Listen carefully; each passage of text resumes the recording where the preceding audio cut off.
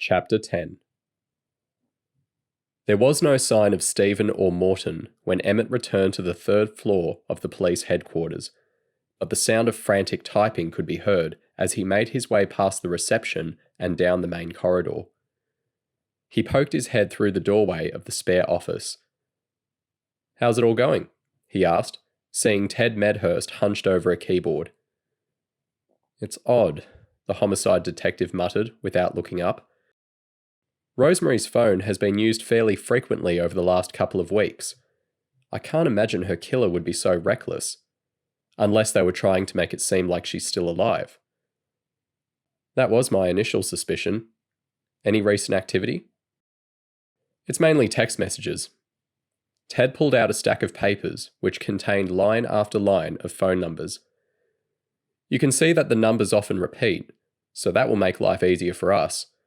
Although there hasn't been any outgoing communication at all in the last 48 hours. The detective paused, ruffling through more papers before producing 3 maps, each with a bright green circle highlighted on them. "But in terms of the location, it looks like most of the activity is originating from somewhere northwest of the CBD. It's impossible to give an exact origin with any certainty, but the handset signals have been picked up by multiple cell towers in this area." Emmett took one of the diagrams. "You think the phone is still in Flemington?" he asked, noting the suburb was at the epicenter of the circled area. "There's certainly a tower in Flemington that's had a lot of activity. In fact, that's where the most recent pings were detected. And given Ms. Norman lived in that suburb and was found deceased there, I'd say that's as good a guess as any." "So we're thinking the killer is local?" Emmett paused, an image of Daniel Norman's modest home appearing before him. "Perhaps. But until we find the handset and get it forensically tested, we can't know too much more of anything. I was going to suggest we organise another line search around the area where Ms. Norman was found. It's not improbable that the killer has got nervous in the last day or so and has dumped the phone somewhere near that creek." "Good idea. Let's get straight onto that," Emmett said. "And in terms of activity on the phone, do we have any idea who she was in contact with?" "I've noted that there was a call from her brother on Saturday afternoon, the 13th of July, just as he claimed, and there was also recorded movement later that evening." "Really?" "Yes. It appears the phone remained in the Flemington area until almost 6 p.m, when it recorded movement through West Melbourne and the city, heading south in the vicinity of Queen's Road to St Kilda." "Is that the last data we have?" "No. The following day there's more activity heading back to Flemington." "So she's headed for a night out in St Kilda on Saturday, and then gone home on Sunday?" "That seems likely." Ted yawned. "It's unfortunate the phone wasn't tracked on the freeway, otherwise we could go through the traffic cameras and try to identify the vehicle she was in." "That's frustrating." "Yes, but I still have to import all the incoming and outgoing numbers into our system, so hopefully that will also provide some leads. I was actually going to see if Carter could help with that when he returns. You haven't seen him, have you?" Emmett shook his head. "I've only just got back myself. This morning's interviews ended up taking a lot longer than expected." "Anything interesting to report?" "Sort of." Emmett finally gave up standing and dragged a wooden chair over to Ted's desk. "The finance company wasn't particularly useful. Rosemary didn't seem to be too involved there. In fact, the director didn't even really know who she was. But we did manage to get footage of her leaving the office on the Friday night, wearing different clothes to the ones she was found in. And since we know her brother spoke to her the next day, it's likely she was killed sometime on Sunday, given she failed to show for her shift on the following Monday." "Have you ruled the brother out as a suspect?" "Daniel? No." Emmett thought about the clammy handshake, the slight limp, and the sad, almost pathetic appearance of Rosemary's brother. "We may bring him in for a formal interview this afternoon. We were going to speak to him again today anyway. Have a look at this." Emmett passed over the newspaper article he and Bianca had taken from the nursing home. "That's Tom Norman, the youngest of the Norman siblings. He pointed to the image of the helpless man in the wheelchair. This was published at the start of this month, and it turns out that the family accident happened right where Rosemary was dumped. Ted frowned, scanning through the words quickly. But why would an article about a car crash that happened 30 years ago lead someone to kill Tom's sister now? That doesn't make any sense.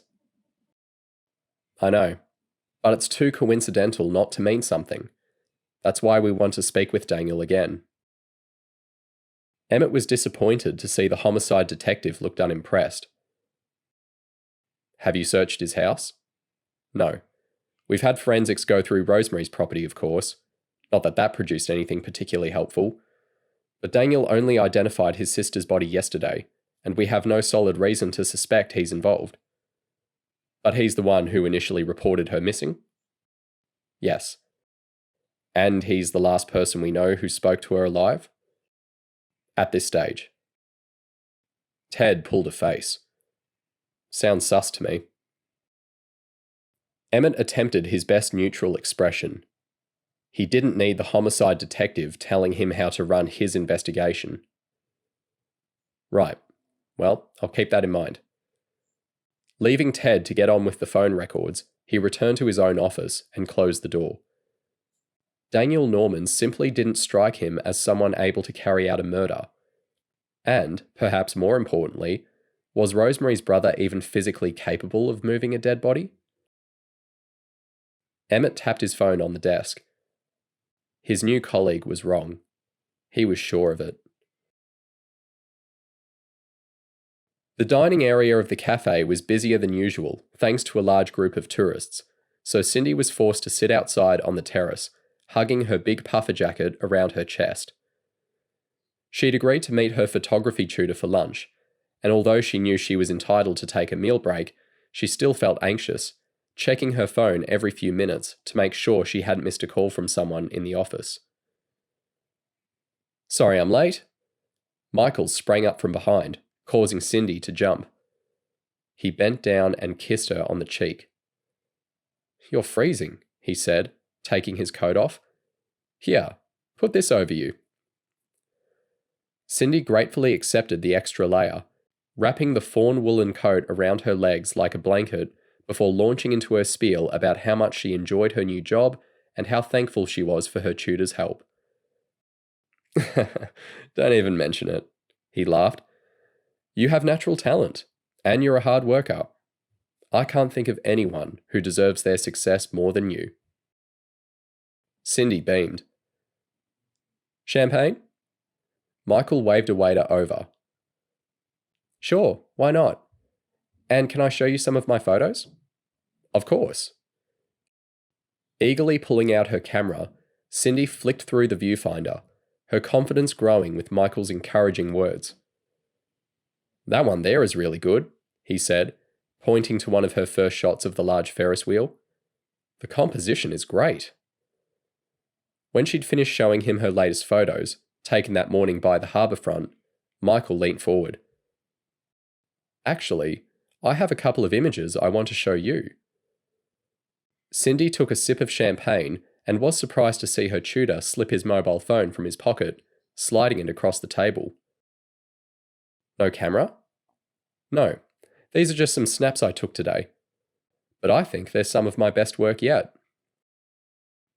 Intrigued, Cindy scrolled through Michael's photo gallery.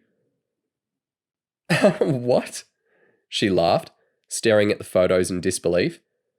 When did you... Michael's eyes sparkled. He'd captured 3 striking images of Cindy sitting hunched forward at the table, her arms hugged protectively across her chest, her wide eyes staring off into the distance. You looked so innocent, sitting there all on your own waiting for me. I couldn't help myself. Cindy shook her head, still laughing. I can't believe I didn't notice you take that. I must have been lost in my own world. No, it's a bit of a skill of mine, capturing candid shots like that. I love observing people when they don't know they're being watched. You can learn so much that way. And what did you learn about me? Cindy felt her cheeks flush as she sipped another, more generous mouthful of champagne. Oh, a lot. But mainly that I should have brought a spare jacket. Cindy giggled. Should we order? I don't want to be late getting back. Waving the waiter over again, Michael ordered some shared plates and a bottle of red wine. You're not worried about your evil boss, are you? No, Cindy laughed. Vanya's great, and she's been so understanding about letting me leave early to pick Nicholas up after school. Her tutor nodded, but for some reason an uncomfortable silence descended over them, and Cindy realised sheepishly that she wished she hadn't mentioned her son.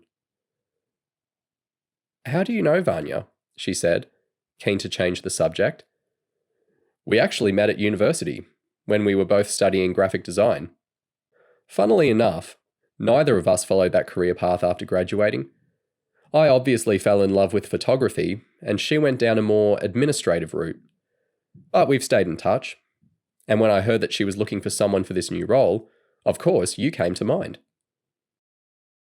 That's so kind of you. Cindy cautiously took a piece of the focaccia that had just been placed between them, embarrassingly trying to untangle the long strings of melted cheese that seemed determined not to break. Honestly, it's been my pleasure.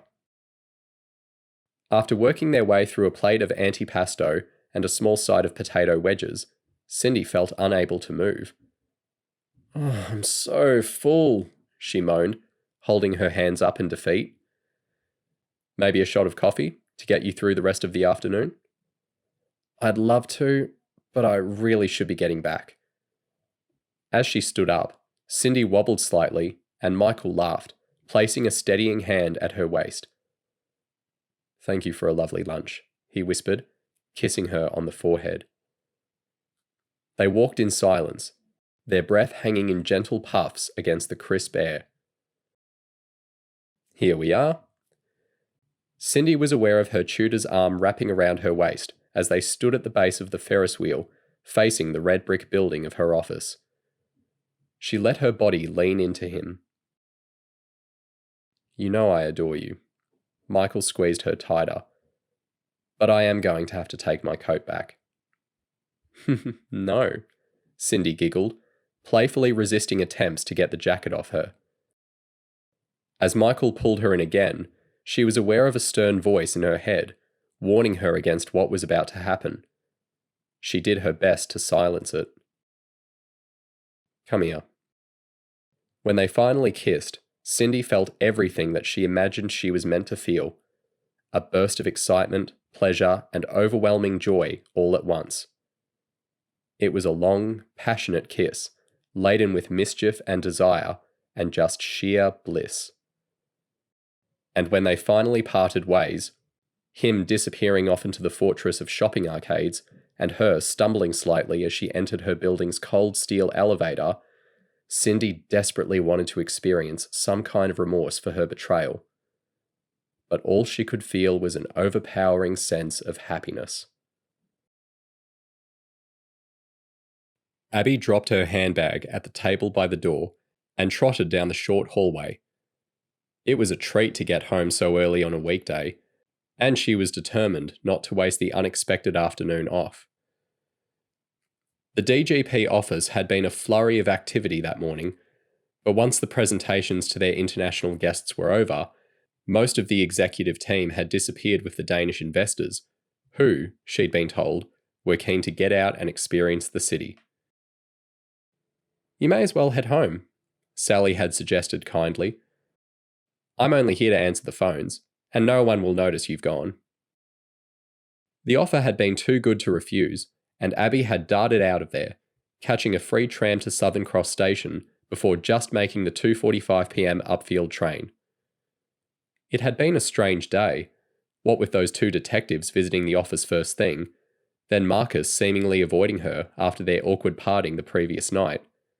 And then she'd finally finished her internship project with no one around to recognise the milestone. Abby was happy to leave it all behind.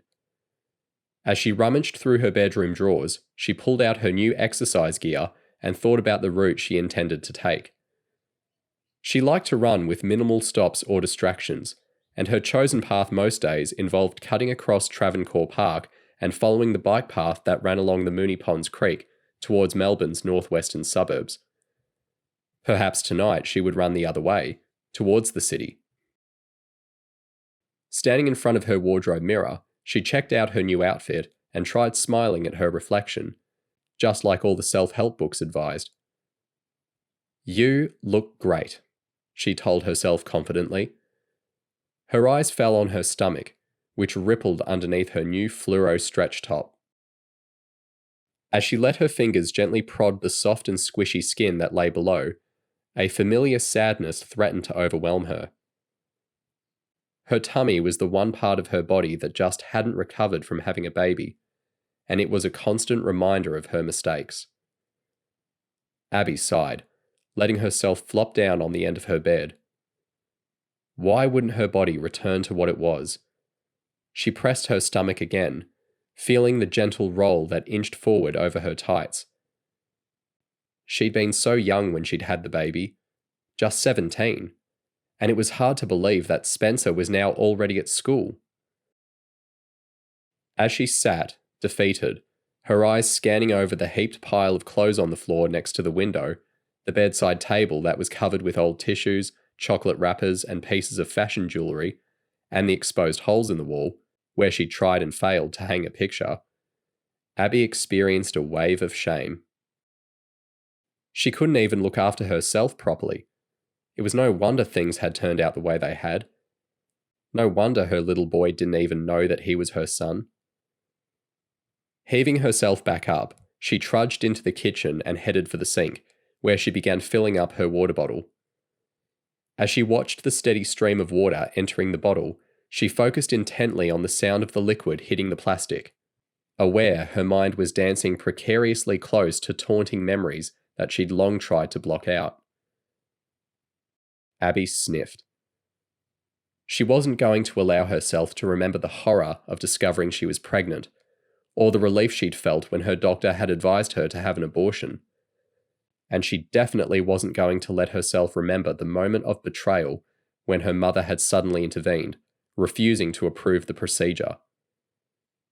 "You can either keep the baby or get out," she'd screamed. Abby wiped her face as several tears trickled down her cheeks.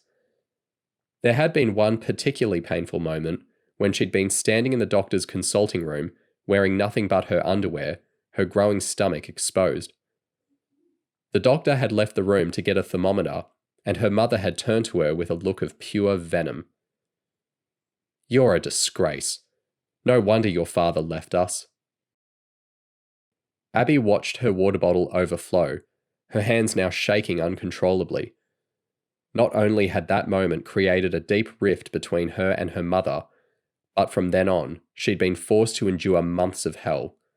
From the morning sickness, to the bullying at school, to the constant judging eyes that met her everywhere she went. Until, finally, the ultimate day of suffering had arrived. For that one stupid night, Abby had been forced to pay over and over and over again. Turning the tap back off, she wiped her face with the back of her hand. It did no good to dwell in the past. What was done was done. Still, she remembered as she headed for the hallway to find her shoes, there had always been that hope, that small, teasing hope that once the baby was born, she would feel differently about it. She hadn't. In fact, she remembered now with intense shame, there had been days when the sensation of the alien child taking over her life had become so overwhelming that she'd refused to even have it in the same room as her. Eventually, her mother had had enough, delivering an ultimatum that would change her life. "If you can't look after your baby properly, you can get out." Abby had left. Over time, she had tentatively reintroduced herself to her little boy, albeit as a sister rather than a mother.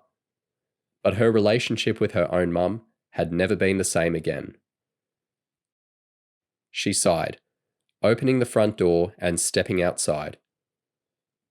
At its best, her relationship with her mother was fractured, their interactions handled with an awkward politeness that was rooted in the underlying fear of reopening old wounds. At its worst, it was volatile, destructive, and simply unhealthy. Bending down to put her keys underneath the gnome on the porch, Abby noticed a stiffness in her body. She rubbed her back, then started out at a gentle jog. Passing several women pushing strollers, she cut across Murnon Crescent and charged down the short laneway and into Travancore Park. In front of a playground, she stopped at a bench to stretch lightly before continuing. As she turned right onto the familiar bike path, her feet found a comfortable rhythm, and Abby freed herself from tormenting worries, instead enjoying the crisp July air on her face. Puffing slightly, she thanked a man who managed to wrangle his dog to the side of the trail, which dipped below a concrete overpass and emerged on the other side of Mount Alexander Road, her legs now cycling through an easy tempo. With her head finally clear, Abby allowed herself to think about her plans for the rest of the week. The priority was making sure things were okay with Marcus. She was worried about how she'd abandoned him the previous night, but she knew someone like him would understand her position. It was exciting to know that Marcus felt the same way that she did, but she was determined to move cautiously. Perhaps they could start dating once she was offered a permanent position, but she definitely couldn't get involved with him while she was still an intern. She rounded the next bend, picking up her pace, then suddenly slowed. She was surprised to see a large part of the track was cordoned off by police tape, and a group of people in bright orange jumpsuits were huddled near the creek. "Oh, I'm sorry." She did an uncoordinated skip after almost colliding with a teenager who was taking photos on his phone. She looped around, deciding it was too difficult to navigate whatever was going on. As she settled back into an even rhythm, Abby replayed her gentle kiss with Marcus in the boardroom. It had been so passionate, but so wrong. She shook her head, laughing at herself.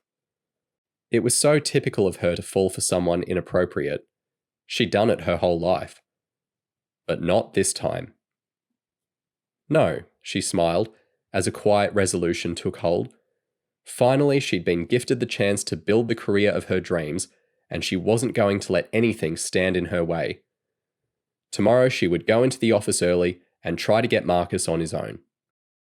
They'd have a calm, reasoned conversation about their relationship and clear up any misunderstandings. Once that was done, she would be brave and approach one of the directors, flagging her desire for ongoing work.